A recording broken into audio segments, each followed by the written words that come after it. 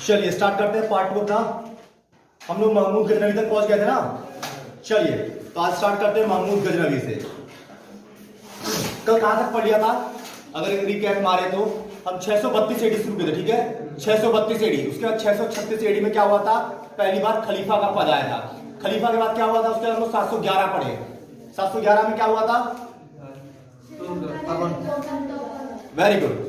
711 AD में एक छोटे से उपहार ने जो श्रीलंका से चला था, खलीफा वाजिद अली तक जाना था, उसकी वजह से युद्ध हुआ, जो दाहिर का शासन चला गया। उसके बाद क्या हुआ? उसके हम सीधा आ गए थे 712 एडी में मंसूर आजाद, ठीक है। उसने किसको भेजा था?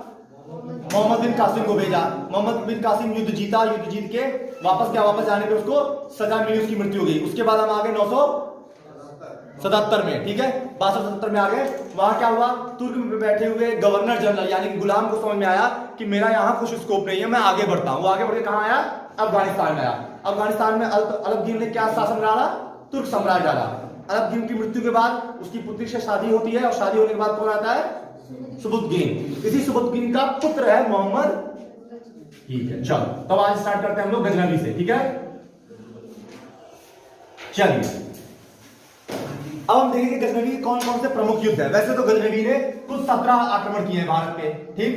गजनवी ने अपने आप को कौन सा टाइटल दिया था? सुल्तान का। सुल्तान का तात्पर्य आप जानिएगा, कंफ्यूजन है। सुल्तान का तात्पर्य है आपका जो खलीफा होगा, उस खलीफा का प्रमुख सैनिक, ठीक है, जो खलीफा का धार्मिक एवं राजनीतिक क्षेत्र या कार्यभार संभालेगा, आगे बढ़ाएगा। सुल्तान का टाइटल लेने के बाद गजनवी ने 17 आक्रमण किए थे भारत पे, क्लियर। चलिए सारे आक्रमण जरूरी नहीं है, पर कुछ 7-8 आक्रमण बहुत जरूरी है, उसको आप डेट वाइज लिख लीजिए या ध्यान रखिए। सबसे पहले वो स्टार्ट करता है 1001 एडी से। आए थे तुर्क वाले अलबगीर, किस पे अटैक किए थे? जयपाल पे। तो ये भी पहली ओपनिंग अपनी जयपाल से ही करते हैं। जयपाल वहां हार गए थे, हारने के बाद भी शासन कर रहे थे। जब गजनवी शासन में आए तो 1001 एडी में गजनवी आए, ठीक है। गजनवी ने भी क्या किया? सबसे पहला ट्रायल कहां लिया? जयपाल पे। इस युद्ध में क्या हुआ? जयपाल फिर पराजय हो गए। इस पराजय के बाद जयपाल ने क्या कर लिया? संध कर लिया, आत्महत्या बाद लिखा, ठीक है। जयपाल ने इसके बाद आत्महत्या कर ली। नहीं है, अगर है तो जान लो। ये आप नंबर लाइन जैसा ना, यहाँ के बीच में जीरो, इस जीरो को मानिए जीसस क्राइस्ट का जन्म, ठीक है। जीसस का आप बर्थ मानिए इसको, जन्म। इसके इधर जब आएंगे, आगे बढ़ते आएंगे, तो आप पहुंच जाएंगे 2021 में, जहां आज हम बैठे हैं, राइट। ये 2021 एडी है। हम कब की बात कर रहे हैं? 1001 एडी की, यानी कि आज से 1021 साल पहले की बात कर रहे हैं, ठीक है 1000 एडी की। आप जब जीसस क्राइस्ट के जन्म के पहले जाएंगे, उसी को कहते हैं बीसी, बिफोर क्राइस्ट, यानी कि जब क्राइस्ट नहीं थे, क्राइस्ट का बर्थ नहीं होता पृथ्वी पे, तो बिफोर क्राइस्ट उसे कहते हैं, ठीक है। जब यही 322 में अब मौर्य साम्राज्य, गुप्त, ये लोग थे 322, 26, तो ये सब क्या है? ईसा के जन्म के पूर्व है, उसी को बीसी कहते हैं, बिफोर क्राइस्ट। एंड एडी माने after the death of Christ, ठीक है, वो एडी है। तो एडी कहां शुरू होगा? एडी माने आपका 1000 एडी है, और अभी भी आप 2021 एडी में, ठीक। तो आप बस पता जाने लो 1000 एडी है, आप 1000 साल पहले की बात पढ़ रहे हो, बस ज्यादा पीछे जाना में 1000 साल पहले ही ये आप जा रहे हो, तो गजनवी दुनिया आपको मिल जा रहा है, क्लियर। और आप ये 0 लाइन रखा है बीच में, न्यूट्रल लाइन, यानी कि इसके बाद जीसस क्राइस्ट आया और इससे पहले जीसस क्राइस्ट नहीं थे, ठीक है। क्लियर है एडी और बीसी का कंफ्यूजन? चलिए, क्योंकि मेडिवल पीरियड और उसके बाद आप लोग एंशिएंट पढ़ेंगे, तो ये एडी और बीसी बहुत इंपॉर्टेंट है। और हाँ, जैसे कि आपका नंबर लाइन में 0, इधर क्या होता है? 1 2 3 ना, इधर क्या होता है? -1। हाँ, तो उसी तरह यहाँ क्या होगा? 326 अगर आया बीसी, तो उसका क्या आएगा? 325, घटता जाएगा 324, तब आगे यहाँ 0 होगा, फिर वहां से यहाँ से 1 होगा, ठीक है। तो ये माइनस में जैसा चल रहा है, क्लियर, बस इतना ही है। तो अगर आपसे बोलते हैं 322 बीसी पहले आया था या 326 बीसी पहले आया था, यहाँ रखना 322 बीसी पहले आया था। आप सबसे लेटेस्ट 322 है, 326 उससे पहले की बात होगी, क्लियर। चलिए इसके वीडियो में डाउट क्लियर है, ठीक है। उसके बाद क्या हुआ? 1005 एडी में इसने फिर युद्ध किया। 1005 एडी में गजनवी ने फिर आक्रमण किया। अब गजनवी का काम क्या है, एक के बाद एक वो भारत में आक्रमण करता जाएगा। अच्छा, गजनवी का भारत में आक्रमण करने का कारण क्या था? उसको अपना साम्राज्यिक और राजनीतिक राज्य बढ़ाना था, जिसके लिए किसी भी इंसान को अगर सशक्त होना है, मजबूत होना है, तो उसे संपदा चाहिए, धन चाहिए, और उस वक्त भारत सोने की चिड़िया थी। क्लियर? तो भारत में जितनी धन संपदा है उतनी धन संपदा उसे और कहीं नहीं थी, तो भारत में उसने तत्कालीन नजदीक भी था और भारतीय धन संपदा उसके लिए बहुत ही लाभदायक भी। ठीक है, तो सबसे प्रमुख कारण यही है कि उसने धन संपदा के नाते उसने भारत को ही टारगेट बनाया। क्लियर? दूसरी बात थी, उसे कहीं ना कहीं वो सुल्तान है, ये बताया था, सुल्तान है, तो उसे धार्मिक प्रचार भी आगे बढ़ाना था। एडी में इसने हराया आनंदपाल को। आनंदपाल कौन है? आनंदपाल आपका पुत्र है, किसका? जयपाल का। राइट? तो जयपाल के बाद जयपाल का पुत्र आनंदपाल उनकी गद्दी संभालता है और 1000 एडी में गजनवी फिर आता है, फिर उसी क्षेत्र में आनंदपाल को पराजय करता है, हराता है। क्लियर? उसके बाद आता है 1018-19 एडी के आसपास, किसको हराता है? हराता है राज्यपाल को। राज्यपाल नाम एक शासक का, ठीक है, राज्यपाल को हराता है। राज्यपाल कहां के हैं? कन्नौज के। कन्नौज कहां है इस समय? इस समय भारत में कन्नौज कहां है? कानपुर। वो वहां से हट गए। वो राजा क्या होता है, 1018-19 ईडी में राज्यपाल के पराजय के बाद राज्यपाल कन्नौज से हट जाते हैं। राज्यपाल अगर कन्नौज से हट जाते हैं, इस बात का बुरा लग जाता है चंडेल के साम्राज्य को। चंडेल साम्राज्य के जो शासक होते हैं वो राज्यपाल की हत्या करवा देते हैं। जब ये खबर पहुंचती गजनवी तक, तो गजनवी कहता है युद्ध मैंने किया था, पराजय मैंने किया था, ये हत्या इन्होंने क्यों की? गजनवी क्या होता है, चंडेल साम्राज्य से अपने आप जुड़ जाता है। राइट? एक व्यक्ति राज्यपाल जिसका युद्ध हुआ था गजनवी से, उसको खाली हत्या करवा के उसकी चंडेल जो है गजनवी से जुड़ जाते हैं और गजनवी जो है चंडेल का नाथुस चंडेल के सम्राट विद्याधर राज्यपाल की हत्या करवा देते हैं। इस बात पर क्या करते हैं गजनवी फिर से युद्ध करते हैं, किस पे? 1021-22 में गजनवी अटैक कर देते हैं विद्याधर पे। कौन है विद्याधर? चंडेल साम्राज्य के शासक हैं ये। ठीक है, इन पे युद्ध कर देते हैं। इस युद्ध में होता क्या है, चंडेल साम्राज्य उस वक्त काफी शक्तिशाली था, ठीक है, और विद्याधर काफी इंपॉर्टेंट रूलर थे। तो होता क्या है, एक ऐसा सिस्टम आता है, ना जीत होती है ना हार होती है, दोनों ही क्या करते हैं, बीच का रास्ता अपनाते हैं, दैट इज संधि। गजनवी क्या करता है, 1025 एडी में सोमनाथ मंदिर का नाम जानते हैं आप लोग?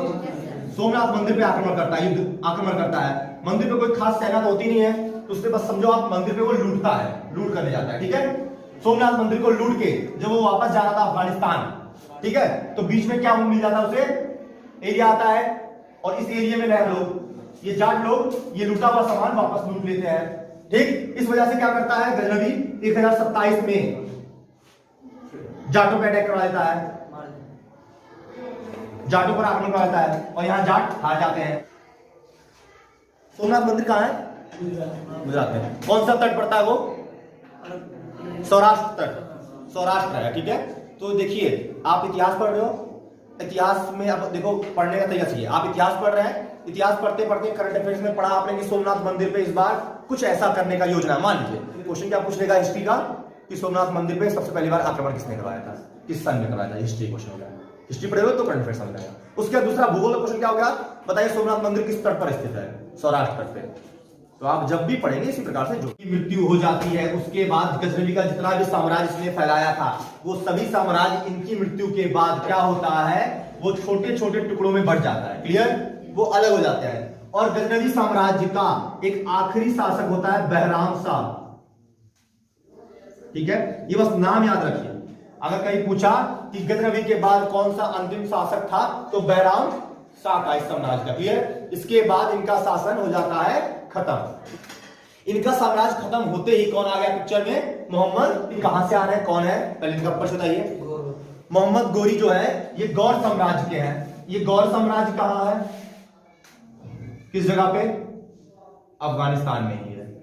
ठीक है, ये कहीं और नहीं, अफगानिस्तान में ही है। लेकिन ये गौर साम्राज्य अचानक से अफगानिस्तान में आ गया क्या? जब गजनवी थे तब कहां थे? ये तब भी थे, लेकिन गजनवी के सामने इनका खड़े होने का कैपेसिटी नहीं थी। ठीक है, तो ये तब साइड बाय साइड छोटा साम्राज्य बनाए, गौर साम्राज्य छोटा सा चल रहा था। लेकिन गजनवी की मृत्यु के बाद और बहराम शाह के बाद मोहम्मद गौरी को वो मौका मिला कि वो उभर के सामने आ जाए। अफगानिस्तान में अब कोई भी मजबूत शासक नहीं था। मोहम्मद गौरी ने इस मौके का फायदा उठाया और मोहम्मद गौरी पिक्चर डाला। ये कहां पहले जाएंगे? अपने जस्ट बगल मुल्तान पर 1175 में अटैक करते हैं, ठीक है। उसके बाद क्या करते हैं? 1178 में ये चले जाते हैं कहां? थोड़ा आगे बढ़ते हैं गुजरात पर। गुजरात पर ये क्यों जाते हैं, हिम्मत क्यों करते हैं? क्योंकि गुजरात का उस वक्त का सीन एकदम डिट्टो वही था जो बाहुबली का सीन है। राजमाता शिवगामिनी के गोद में 2 बच्चे, राइट। तो वैसे ही समझो यहां एक्चुअली इनकी मां रहती है, भीमदेव सेकंड की माता जी रहती है। आप इसे हटा दीजिए, समझने की वजह से कहा, ठीक है। यहां कौन होते हैं? आने वाले शासक होते हैं भीमदेव द्वितीय सेकंड। पर इस समय ये काफी नाबालिग और छोटे रहते हैं और शासन किसके द्वारा चला जाता है? इनकी मां द्वारा। तो इनको लगता है गोरी को कि ये इजी टारगेट है आगे बढ़ने के लिए, ये सेकंड इजी टारगेट है। मुल्तान पे तो मैं विजय हासिल कर चुका हूं, आगे बढ़ते हैं। आगे तो लगा गुजरात, अफगानिस्तान पाकिस्तान आ गया, पाकिस्तान से तुरंत लगा हुआ गुजरात है, ठीक है। मैं तुरंत पहुंच भी जाऊंगा और यहां अभी कोई शासक नहीं है, ये शासन चलाया जा रहा है उनकी मां द्वारा। और जो राजा होने वाला भीमदेव सेकंड जिसको घोषित किया गया वो भी बच्चा है।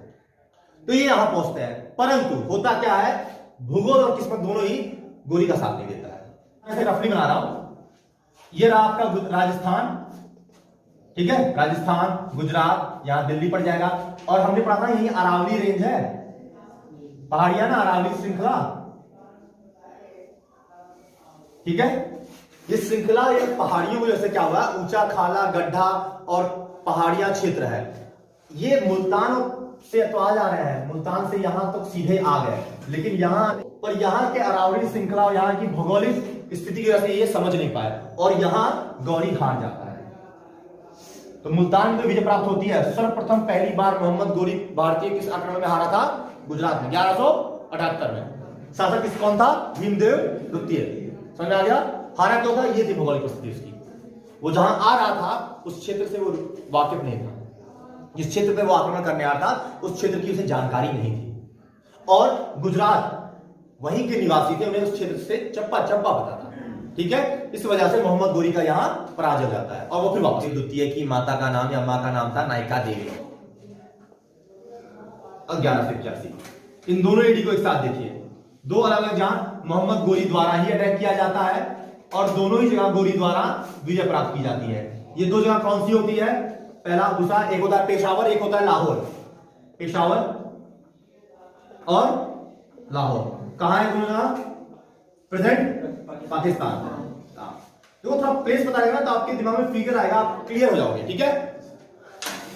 तो 1179 एडी में क्या होता है? गौरी फिर से अटैक करते हैं कहां पे? पेशावर में। 1181 में कहां अटैक करते हैं गौरी? फिर से लाहौर में। और दोनों ही जगह पे गौरी को क्या मिलता है? विजय प्राप्त होती है।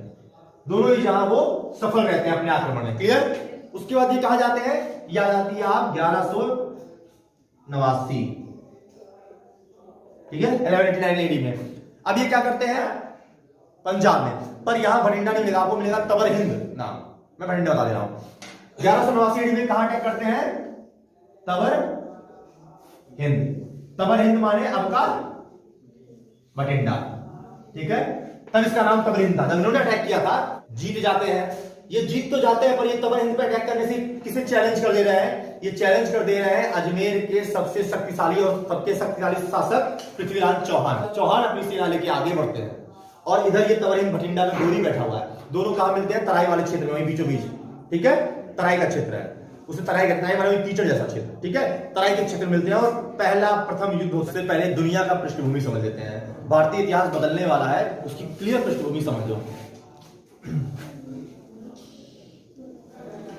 1191, ठीक है। चलिए, तो 1191 में क्या हुआ? अजमेर में कौन शासक था? पृथ्वीराज चौहान। पृथ्वीराज चौहान। गुजरात में कौन है इस वक्त?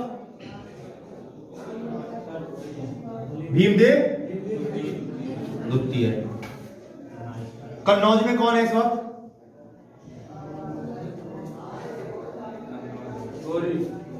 गलत जवाब, जयचंद। जयचंद। कन्नौज में कौन आया था? गजनवी आया था। उसका शासक, उसकी संधि हुई थी किसके साथ? विद्याधर के साथ, राइट। विद्याधर बहुत ही वो थे, ताकतवर थे। विद्याधर के बाद आगे कौन आया उनकी जगह पे? जयचंद आया, ठीक है। जयचंद्र आए या जयचंद आए। तो भारत में देखो कन्नौज में जयचंद है, अजमेर में पृथ्वीराज चौहान है, गुजरात में भीमदेव द्वितीय है, क्लियर। और यहां तवर हिंद में कौन बैठा है? तवर हिंद दैट इज भटिंडा, भटिंडा में बैठा है गौरी, क्लियर है।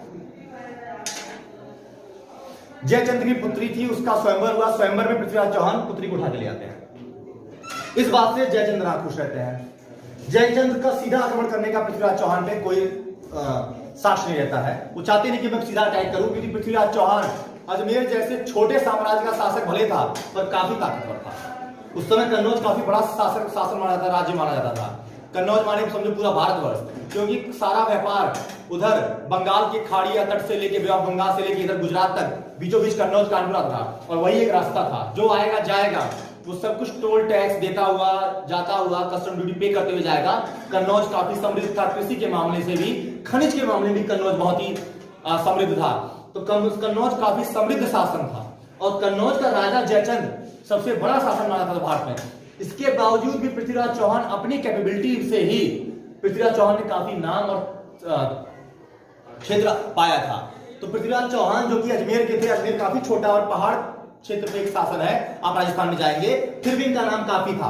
तो दो प्रॉब्लम थी, इतिहासकार कहते हैं, एक तो ये वजह बनी कि पुत्री का स्वयंवर, दूसरी वजह लोग कहते हैं कि ये तो एक बहाना था। ठीक है, एक्चुअल बात ये थी कि जयचंद को ये डर था कि अगर ऐसा ही चलता रहा तो आने वाले टाइम में पृथ्वीराज चौहान कन्नौज तक पहुंच जाएंगे और कन्नौज भी मेरे हाथ से ले लेंगे, जिसका एक बहाना उन्हें मिला कि मेरी पुत्री से स्वयंवर कर लिया बिना मेरी मर्जी के खिलाफ। ये एक बहाना था। ठीक है, तो इतिहासकार के दो मत हैं। पहला इतिहासकार का मत कहता है कि पुत्री के स्वयंवर से ये नाराज थे इसलिए इनके विरुद्ध गए।